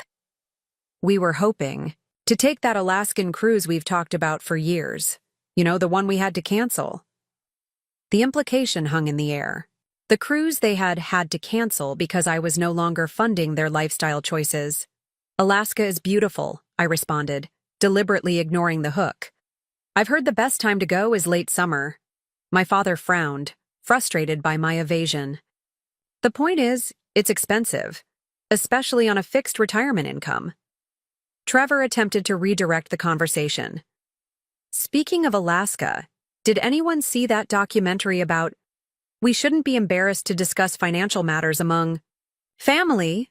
My mother interrupted, her voice carrying the practiced tone of injured dignity. "After all, we've always been there for each other in times of need." I could feel the eyes of extended family members shifting between us, curious about the brewing confrontation. I had two choices: engage in the manipulation attempt or deflect it entirely. "I agree," I said calmly. "Financial literacy is important. I've been reading an interesting book about retirement planning strategies for people in their 60s. I'd be happy to lend it to you." Caroline scoffed audibly from her seat beside our mother. "That's your solution? A book?" "Caroline," her husband Robert warned quietly, but she was already launched. "Don't you think it's a little hypocritical to sit here pretending everything's normal when you've basically abandoned your family?" Her voice rose, drawing attention from even those who had been engaged in separate conversations. I took a measured breath. "I haven't abandoned anyone. I'm literally sitting right here." "You know what I mean," she snapped. "For years you helped whenever we needed it. Now suddenly you're too good for us? Too selfish to share your success?" The accusation hung in the night air. Several relatives looked uncomfortable, while others appeared intrigued by the drama unfolding. Aunt Edith muttered something that sounded suspiciously like entitled nonsense. Trevor spoke up. "Maybe this isn't the best venue for— No, let's have this conversation," Ethan interjected, joining the fray from where he'd been quietly listening. "I'm curious to hear Jessica explain why his investment portfolio is more important than his own family's well-being." The framing was classic manipulation, positioning my basic financial self-care as selfishness while casting their demands as legitimate needs. A year ago it might have worked. Tonight it just felt transparent. I'm not discussing my financial decisions at a family gathering, I said firmly. That's a boundary I'm maintaining. Boundaries. My mother threw her hands up dramatically. That's all we hear from you now. When did you become so cold, Jessica? We didn't raise you to turn your back on family. The irony of her statement struck me forcefully. For a decade, I had demonstrated the exact opposite of turning my back on family. I had sacrificed my own financial security to support theirs. Yet the moment I stopped, I was labeled selfish. I think there's a fundamental difference in how we're viewing this situation, I said carefully. You see my decision as withdrawing support from my family. I see it as establishing healthy limits after years of one-sided financial responsibility. My father leaned forward, his expression hardening. One-sided? We gave you everything growing up. We sacrificed for your education, your opportunities. What do you call that? Parenting, I replied simply. That's what parents are supposed to do for their children. It doesn't create a lifetime debt that I'm obligated to repay by funding your retirement lifestyle. A murmur ran through the assembled relatives. I noticed several of my cousins nodding, subtly in agreement. I never thought I'd see the day when my own son would speak to me this way, my mother said, her voice trembling with what I recognized as performative emotion rather than genuine hurt. It was a tactic she'd employed throughout my childhood, tears as a means of control rather than an expression of authentic feeling. I'm speaking to you with honesty and respect, I countered. I'm just not giving you what you want. Caroline stood up abruptly. This is ridiculous. You've become so selfish since Christmas. It's like we don't even know you anymore. Or maybe, Robert said unexpectedly, you're finally seeing the real Jessica instead of just what he could do for you. The shock of my brother-in-law contradicting. Caroline publicly, momentarily silenced everyone. She turned to him, visibly betrayed. Excuse me? Robert rarely spoke up in family conflicts, which made his intervention all the more powerful. I'm just saying that maybe we should consider Jessica's perspective. He supported this family financially for years without complaint. Is it really so unreasonable that he wants to focus on his own future now? You're taking his side? Caroline's voice rose incredulously. I'm acknowledging that there are two sides, Robert replied, maintaining a calm I had to admire. And maybe, just maybe, we've been taking advantage of his generosity for too long. My mother shook her head dismissively. This isn't about taking advantage. This is about family responsibility. Something Jessica seems to have forgotten. With all due respect, Aunt Deborah, Trevor interjected. Responsibility goes both ways. From what I understand, Jessica has been extremely responsible toward this family for years, perhaps unreasonably so. The conversation was rapidly dividing the family circle. Some relatives looked uncomfortable, clearly wishing to be elsewhere. Others leaned forward, invested in the unfolding drama. A few, like Aunt Edith, seemed to be thoroughly enjoying the spectacle. This is exactly why I've been avoiding family gatherings, I said, addressing the group rather than just my immediate family. I didn't want my personal boundaries to create tension for everyone else. But I also refuse to be manipulated or guilt-tripped about my financial decisions. Nobody is manipulating you, my father insisted, though his tone contradicted his words. We're simply pointing out that family supports family. Always has, always will. I agree completely, I replied, but support can take many forms. It doesn't have to be financial. It can be emotional, practical, or just being present for important moments. I gestured around the fire, like I'm trying to do tonight. A cousin I hadn't spoken with in years, Melissa, unexpectedly spoke up. I think Jessica makes a good point. My husband and I went through something similar with his brother a few years ago. The constant financial requests were damaging our relationship until we finally set limits. It was hard at first, but ultimately healthier for everyone. Another cousin nodded. My therapist calls it enabling, when you keep rescuing people from the consequences of their own financial decisions. It prevents them from developing better habits. Oh, so now we're being psychoanalyzed by amateur therapists, Caroline snapped.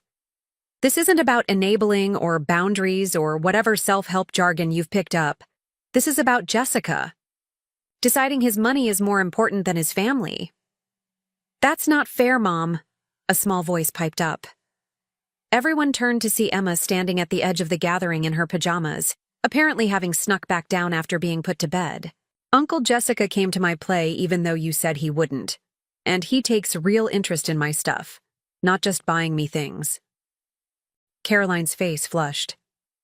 Emma, go back to bed. This is adult conversation. But you're being mean to Uncle Jessica, and he's not being mean back, Emma persisted with the straightforward logic of a child. That doesn't seem fair. An uncomfortable silence fell over the group. The simple observation from a 12-year-old had cut through the layers of adult justification and manipulation, exposing the dynamic for what it was. Robert stood and gently guided Emma back toward the house. Come on, sweetie. Let's get you back to bed. As they walked away, Emma called back over her shoulder. Good night, Uncle Jessica. I'm glad you came. Her innocent declaration hung in the air, a stark contrast to the tension that had preceded it. I raised my hand in a small wave, unexpectedly, moved by her support. When they were out of earshot, Trevor cleared his throat. I think we could all use a reset here. This was supposed to be a relaxing family weekend, not a tribunal. Several relatives nodded in agreement. My mother opened her mouth as if to protest, but my father placed a restraining hand on her arm. Fine, she said tightly. But this doesn't resolve anything.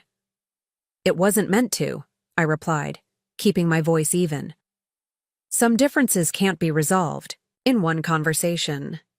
But I hope we can at least agree to respect each other's positions, even when we disagree. My father stood up abruptly. I think your mother and I will turn in for the night. It's been a long day. As they departed, followed shortly by Caroline, who left without another word to me, the atmosphere around the fire noticeably lightened. Conversations gradually resumed, drifting to safer topics like summer plans and sports teams. Trevor leaned over to speak quietly. You handled that well, standing your ground without escalating. It was bound to happen, I replied, staring into the flames. At least it's out in the open now. For what it's worth, he said. I think more people understand your position than you realize. Family financial dynamics can be complicated, but most rational adults recognize the need for boundaries. Aunt Edith, overhearing from her nearby seat, cackled softly. In my 82 years, I've learned one thing for certain. Those who scream loudest about family obligation are usually the ones taking advantage. Good for you, young man. Should have done it years ago. As the night progressed and the fire burned lower, relatives gradually dispersed to their assigned rooms. I remained by the embers, watching the occasional spark rise toward the star-filled sky. Despite the confrontation, or perhaps because of it, I felt strangely at peace. I had faced the accusations directly, maintained my boundaries without hostility, and discovered unexpected allies in the family circle. More importantly, I had confirmed what I'd begun to suspect months ago. The problem wasn't me. It never had been. The problem was a dysfunctional system that I had enabled for too long. And while changing that system was painful and messy, it was necessary, not just for my well-being, but ultimately for everyone involved. As I finally rose to head to bed, I realized the lake house had given me something unexpected: perspective. Seeing my immediate family's behavior through the eyes of extended relatives had confirmed that their expectations were indeed unreasonable, their tactics manipulative. I wasn't crazy, selfish, or abandoning anyone. I was simply establishing healthy limits after years without them. And for the first time, I felt not just justified in my decision, but genuinely at peace with it. The morning after the confrontation dawned clear and bright, sunlight dancing across the lake's surface. I woke early, a habit developed over months of pre-work swimming sessions, and made my way quietly downstairs. The house was still silent, most of its occupants taking advantage of the holiday weekend to sleep in. In the kitchen, I found Trevor already up, coffee mug in hand as he gazed out at the water. "Early riser too?" he asked, reaching for a second mug. I nodded, accepting the offered coffee. "New habit. I swim most mornings now." "The lake's all yours if you're interested," he offered. "Water's cold this time of year, but invigorating." 20 minutes later, I was cutting through the glassy surface of the lake, each stroke propelling me further from shore. The cold water was a shock at first, but my body quickly adjusted, finding its rhythm. As I swam parallel to the shoreline, my mind cleared of the previous night's tension. There was something purifying about physical exertion in natural surroundings, as if the lake itself was washing away lingering doubts and second thoughts. When I returned to the dock, Trevor was waiting with a towel. "Impressive distance," Isa commented. "You've been doing this a while." "Since January," I replied, toweling off. "It started as physical therapy for my shoulder, but now it's more like mental therapy." He nodded knowingly. "Finding something just for yourself, that's important." We walked back toward the house in companionable silence. As we approached, I could see activity through the windows, relatives beginning to stir, the day's socializing about to begin. I felt centered and ready in a way I wouldn't have been without the morning swim. Breakfast was a casual, help-yourself affair with platters of food laid out on the kitchen island. I filled a plate and found a seat on the deck, greeting relatives as they emerged. My parents and Caroline were noticeably absent, likely avoiding me after the previous night's confrontation. Emma, however, had no such reservations. She plopped down beside me with a plate piled high with pancakes. "Are you still mad about last night?" she asked around a mouthful of breakfast. "I wasn't mad," I corrected gently. "Just setting boundaries." She considered this, chewing thoughtfully. "Mom's definitely mad. She and Dad were arguing in their room this morning." I felt a twinge of guilt. "I'm sorry about that." Emma shrugged with the resilience of youth. "They argue a lot anyway, mostly about money." She speared another piece of pancake. "Dad says we need to live within our means, whatever that means." "It's good advice," I replied, wondering how much she understood about the family's financial dynamics. "It just means spending only what you can afford." "Like not buying designer boots when you can get regular ones that work fine?" she asked innocently. I suppressed a smile at her perceptiveness. "Something like that." "I told Mom I don't even care about those expensive boots anymore," she continued. "Lily's mom got her the super expensive ones, and they hurt her feet, and she can't even wear them now." The simple wisdom of a 12-year-old was sometimes more profound than any adult perspective. "That happens a lot with expensive things," I observed. "They're not always better, just costlier." Emma nodded sagely. "That's what Dad says. He says we need to be more like you." This caught me off guard. "Like me?" "Yeah. He says you're smart. With money because you think about what you actually need, not just what you want right this minute." She lowered her voice conspiratorially. "He showed us your photograph of that mountain in New Zealand that you're saving to visit. He said that's what smart saving looks like, having a real goal, not just buying stuff to impress people." I was touched that Robert had been using me as a positive financial example for the girls. It was a perspective on my choices I hadn't considered, that my boundary setting might actually be modeling healthier financial behavior for the next generation. The rest of the morning passed pleasantly. I joined a group heading out on Trevor's pontoon boat, deliberately choosing an activity where conversation could remain casual. The gentle rocking of the boat and the shared experience of spotting wildlife along the shoreline created a natural camaraderie that transcended family tensions. It was mid-afternoon when my mother finally approached me. I was helping Trevor clean the outdoor grill after lunch when she appeared on the deck, her expression carefully neutral. "Jessica, could we talk privately for a moment?" Trevor caught my eye with a questioning look. I nodded reassuringly and followed my mother to a quiet corner of the property, a small gazebo overlooking the water. She sat primly on the bench, smoothing her slacks. "Your father and I have been discussing yesterday's situation." I waited, giving her space to continue. "We feel that things got out of hand," she said carefully. "The reunion wasn't the appropriate place for such personal matters." "I agree," I replied simply. "I didn't bring it up." She pursed her lips. Nevertheless, it created an uncomfortable atmosphere for everyone.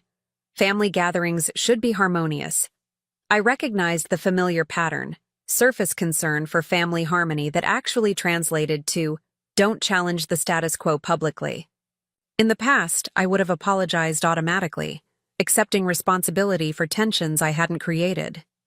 Now, I remained silent, waiting for her to get to the real point. After a moment, she sighed.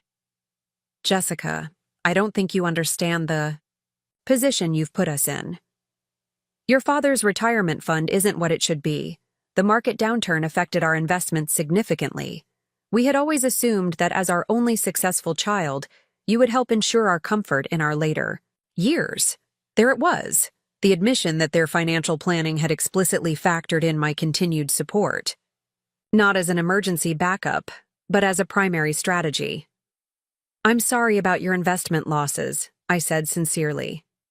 "That must be stressful. Have you consulted a financial advisor about restructuring your retirement plan?" Her expression tightened. "That's not the point, Jessica. The point is that families support each other. Your father and I gave you every advantage: good schools, extracurricular activities, college without student loans. It was always understood that such investments would be returned in kind." I considered her words carefully. "Mom, I appreciate the opportunities you provided, truly. But viewing parenthood as a financial investment with expected returns isn't healthy. You chose to have children and provide for them. That was your responsibility, not a transaction with future payback terms." "Such cold, businesslike language," she murmured. "You never used to speak this way." "I'm not being cold. I'm being clear," I countered. "And clarity is something our family has always avoided when it comes to financial expectations." She was quiet for a moment, staring out at the lake. When she spoke again, her voice had lost some of its practiced steadiness. "What do you expect us to do? We're too old to start over financially." For the first time, I glimpsed genuine vulnerability beneath her carefully maintained facade. Not manipulation, but real fear about their future. Despite everything, she was still my mother, and I couldn't be indifferent to her concerns. "You have options," I said more gently. "Downsizing to a smaller home would free up substantial equity. Your current house is much larger than you need, and the maintenance costs are excessive for 2 people. A financial advisor could help you create a realistic budget based on your actual income, not anticipated supplements from me." She flinched at the directness of my assessment, but didn't immediately reject it. "Your father would never agree to sell the house. His pride wouldn't allow it."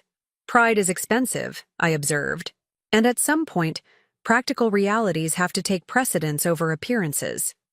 She turned to me, studying my face with an expression I couldn't quite interpret. "You've changed, Jessica. Not just your decision about money, but something deeper." "I have," I acknowledged. "I've learned that helping isn't always helping, that sometimes it's enabling. I've learned that my own financial security matters too, and I've learned that real family support isn't measured in dollars. And if we genuinely need help someday, real help, not just lifestyle maintenance?" It was a fair question, one I had considered during my own soul-searching. If there's ever a genuine emergency, medical bills insurance won't cover essential home repairs, true necessities, I would consider it case by case. But I won't be an ATM anymore, Mom. That chapter is closed. She nodded slowly, not in agreement. Necessarily, but in acknowledgement of my position. I should get back to the house. Your father will be wondering where I've gone. As she stood to leave, I reached out and gently touched her arm. I do love you and Dad. Setting financial boundaries. Doesn't change that. Something flickered in her eyes, perhaps recognition, perhaps just resignation. We'll see, was all she said before walking away. I remained in the gazebo for a while afterward, processing the conversation. It hadn't been a reconciliation exactly, but it felt like the first honest exchange we'd had in months. There was a certain relief in having everything acknowledged openly, even if resolution remained distant. By the time I returned to the house, preparations for the evening barbecue were underway. I joined the activity, helping set up tables and arrange chairs on the expansive lawn. The physical work was satisfying, and the casual conversation with cousins I rarely saw provided a welcome distraction from heavier thoughts. As sunset approached and the gathering moved to the outdoor dining area, I found myself seated at a table with Trevor, Alicia, and several cousins from my generation. My parents and Caroline had positioned themselves at a different table, maintaining distance while avoiding outright snubbing. It was a detente of sorts, a tacit agreement to coexist peacefully for the remainder of the reunion. Watching the extended family interact, children playing tag between the tables, elderly aunts exchanging gossip, cousins catching up on each other's lives, I felt a surprising contentment. The family tapestry was complex, woven with both strong and frayed threads. My decision to stop being the family ATM had strained some connections while unexpectedly strengthening others. Penny for your thoughts, Trevor said, noticing my contemplative expression. I was just thinking that family is complicated, I replied. But worth the effort. He raised his glass in a subtle toast. To healthy complications. As darkness fell and lanterns illuminated the outdoor space, Trevor called for everyone's attention. Before dessert, I want to thank you all for making the journey here this weekend. Family connections matter, perhaps now more than ever in our busy, disconnected world. Murmurs of agreement rippled through the gathering. I propose a new tradition, he continued. A family reunion every 2 years, rotating hosts among those who are able. Not out of obligation, but out of genuine desire to maintain our connections across generations and geography. The idea was met with enthusiastic approval. Various cousins immediately began volunteering for future hosting duties, the planning, taking on a life of its own. In that moment, watching my extended family embrace the concept of connection without coercion, I realized how fundamentally my perspective had shifted over the past 6 months. Family could be a source of joy and support without financial entanglement. Boundaries didn't have to mean isolation, and my worth wasn't measured by what I could provide materially, but by who I was as a person. The walking ATM had been replaced by simply Jessica, cousin, nephew, uncle, son, connected by choice rather than compulsion, valued for presence rather than provision. As the evening wound down and stars emerged above the lake, Emma found me again, slipping her small hand into mine. Are you leaving tomorrow, Uncle Jessica? I nodded. After breakfast. I have to work on Monday. Will you come back next time? For the next reunion? Absolutely, I promised, and meant it. She smiled, satisfied with this commitment to future connection. Good. I'm going to be a photographer. Like you by then. I'm saving my allowance for a camera. Saving your allowance? That's impressive planning, I said, genuinely proud of her developing financial awareness. Dad's teaching us about delayed gratification, she explained with adorable seriousness. It means waiting for something better instead of spending on something okay right now. I smiled at her perfect definition. Your dad is very wise. He says he learned it from you, she replied simply before skipping off to join the other children. Her words stayed with me long after the gathering dispersed for the night. Perhaps my greatest contribution to my family wasn't the money I had provided over the years, but the example I was setting now of financial responsibility, healthy boundaries, and genuine connection not predicated on monetary exchange. The next morning, as I packed my car for the journey home, I felt lighter than I had in years. The weekend had been challenging but clarifying. Some relationships would need time to heal, others might never fully recover, but I had stayed true to my boundaries without sacrificing my place in the family circle. As I pulled away from Trevor's lake house, waving to those gathered on the porch, I knew with certainty that closing my wallet had finally opened the door to healthier connections, based not on what I could give, but on who I truly was. The walking ATM had shut down permanently. In its place stood a man reclaiming his financial future while redefining the true meaning of family support. It wasn't the path of least resistance, but it was the path to an authentic relationship.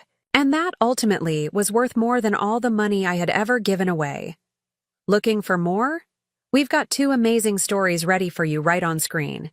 If this one touched you, these are absolutely worth your time.